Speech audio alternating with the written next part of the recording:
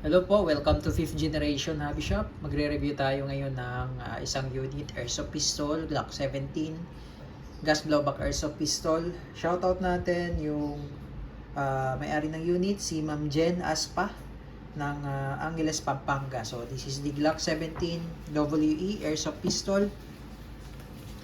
Ayan, so meron na siyang libreng gas. Ito po, Pop Dino. Ayan, standard power green gas, oil added, stable power. So ito free na po ito. And then may libre na rin po siyang 0.23. This is 0.23 grams, 4,000 shots. Airsoft BBs ay 5.95 millimeter. And this is the box of the unit. Yan, Glock 17. This is Gen 5 WE brand. Yan, made in Taiwan po ito. Yan.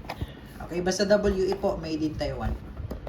Okay, ang mga China brand po is Double Bell or ENC. Ito po siya. Comes with owner's manual. Ayan. Owner's manual. Ito yung kanyang magazine. This is 24 rounder capacity magazine. Ayan. Also comes with 2 back straps. Dalawang back straps. And yung mga marking plate. Ayan. Isa-isahin natin yan mamaya. And the back strap pin, yung lock.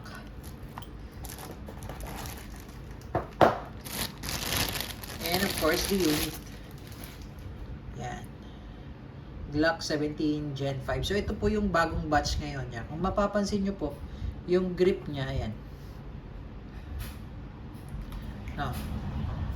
Wala siyang wala siyang para siyang para butas po 'yan eh.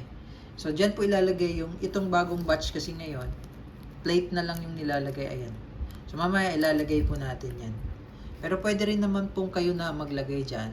So mas maganda sir kung lalagyan niyo siya ng plate. Mas maganda kung lagyan niyo siya ng dikit. Ito yung plate niya sir. Ito kasi yung bagong batch ngayon ng Glock 17. So ito, ayan o. Glock 17 Gen 5. Ayan o. Ayan.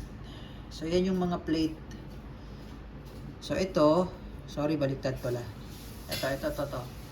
Dati kasi wala po yan. Ayan o. Made in, mag-focus. Ayan o. Made in Austria. Focus na natin yung camera. Ayan o, made in Austria, Glock. Yan, meron na siyang patent number. So, na-approve na yung patent number ng WE. Dati kasi wala yan patent number. So, ito yung dito. Yan, ito yung dito. So, di ko na ilalagay. Sige, ilagay ko na lang muna. Yan.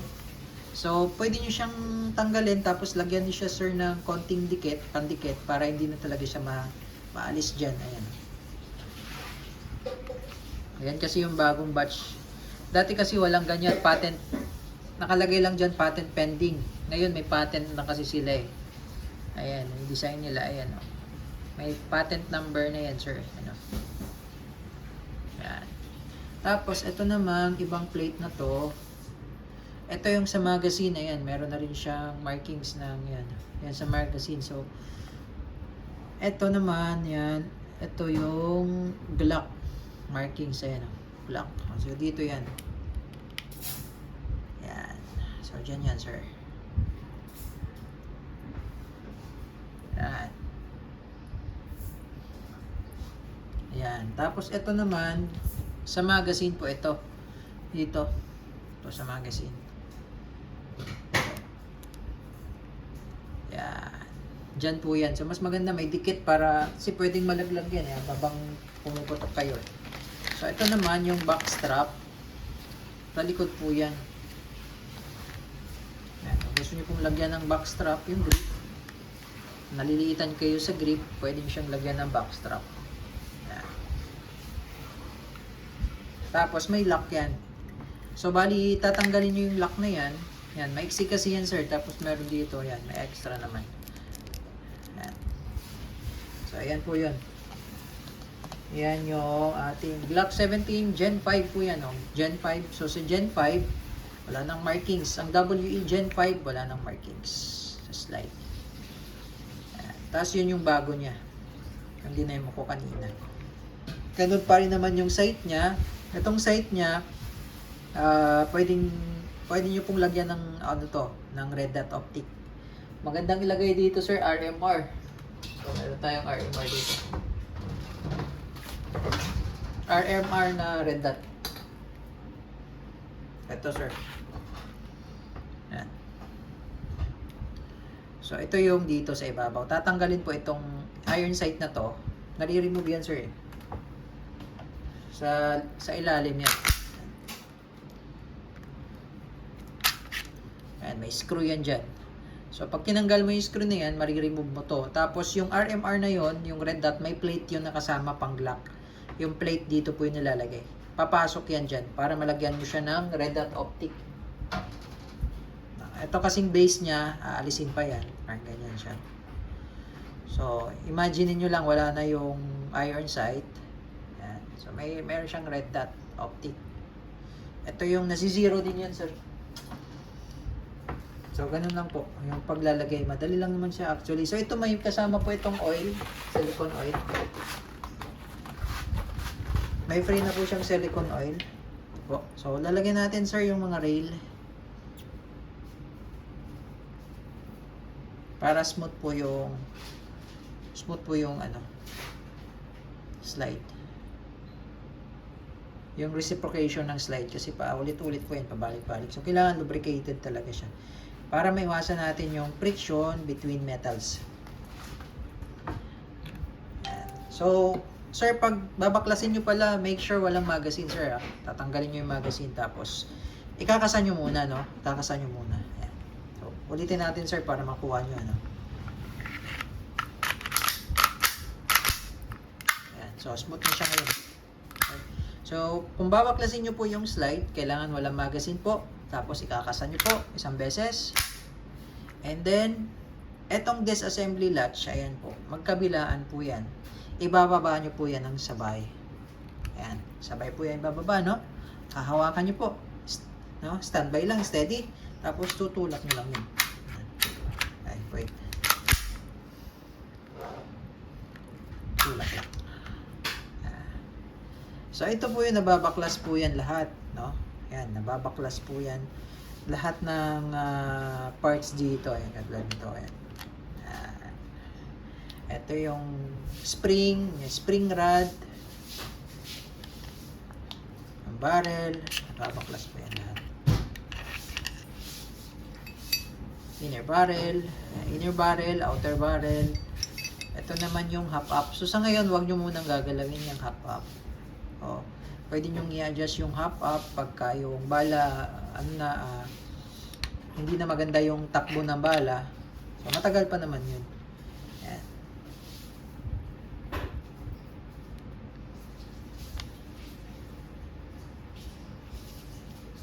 So, ito naman po yung loading nozzle. Ayan. So, maganda ang Wii brand. Tapos, ito, meron siyang lock. Ayan o, may lock. Mapasok nyo siya dito sa may butas. Ayan, may butas yan dyan.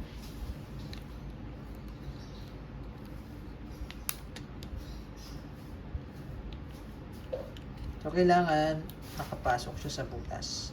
Yun kasi yung lock niya eh. Ayun.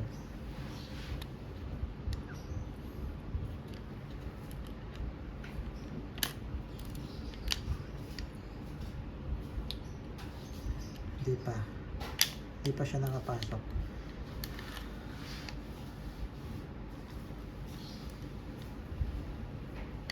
Yun. So, dapat nakapasok siya. Ayan. Okay, so pwede nyo siyang lagyan ng, ito pala, pwede nyo siyang lagyan ng recoil buffer. Kasi ito, nahihiwalay ito eh. Ayan, nahihiwalay po yan. Ayan, so mas madali pong lagyan ng recoil buffer yung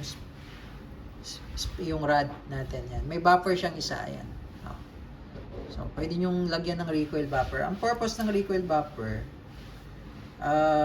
yun, yung short stroke. Short stroke. Yun yung purpose ng recoil bumper.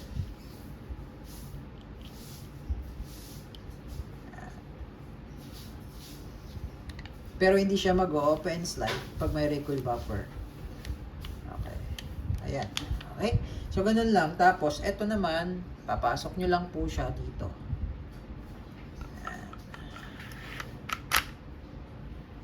Ayan. Tanggal yung sticker. Diyan naman, sticker lang naman po yan. Mas pasok. Ayan. Ayan. So, ganun lang po. No? Ganun lang po yung pagbabaklas. Paglilinis. Okay, so ngayon, lalagay tayo ng lagyan natin itong sticker. Natanggal siya. Sticker lang naman po yan. Lagay tayo ng gas. Ito po, nilalagyan din po ito ng silicone oil. Ano? So ngayon, lalagyan muna natin ng oil yan. Bago tayo maglagay ng gas. Ito, meron akong ginagamit na bulb tool. Ito yung gamit ko panghigpit ng bulb. Luluwagan ko lang muna para mag-absorb yung oil sa loob ng valve.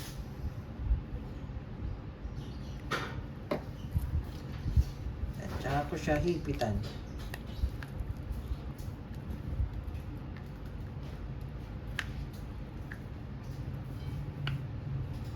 Okay, tamang higpit lang po. Yan, alalay lang kasi pwede maputol yan pag tinodo yung higpit eh. So ito po, hihigpitan ko na rin po itong valve tsaka screw. So, higpitan ko na rin po yan. Luluwagan ko lang muna kasi lalagyan natin ng oil.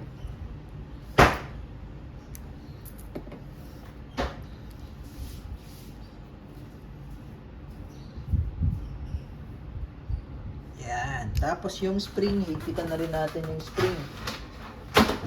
Para talagang intact na yung unit mo pagdating dyan, sir. So, higpitan natin yung spring. Ay, yung screw. Yung screw, hinihigpitan din yan, sir. Yun lang man basic maintenance dyan. Yan, okay.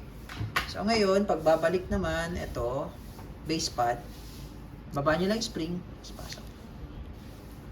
Ayan. So, ngayon, lalagyan natin siya ng bala. Bala tsaka gas.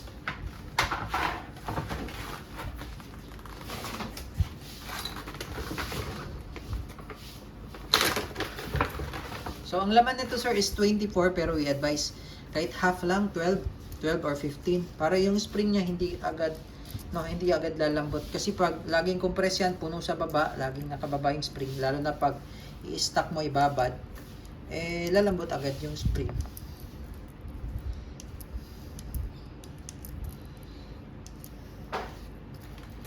Ayan.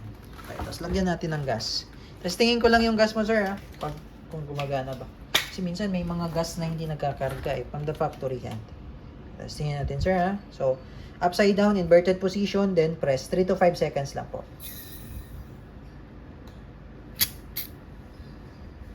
Yan. So, ayan na po. So, indicator na may gas. Itong outlet valve po ang tawag dito. Ayan, outlet valve. Matigas po yan. So, ito inlet valve. So, pag lumalamig magazine, normally dahil sa gas lumalamig po ang magazine, humihina po ang blowback. So, ipahinga nyo lang po yung magazine. Okay po.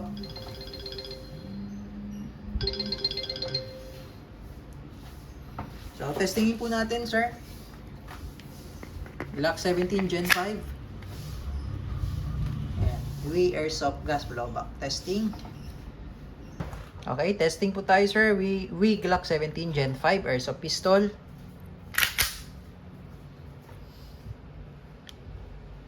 Firing.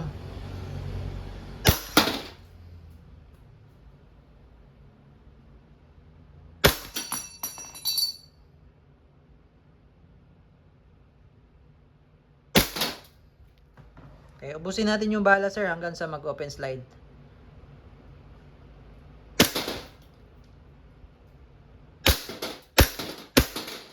Ayan. So, nag-open slide na siya, sir.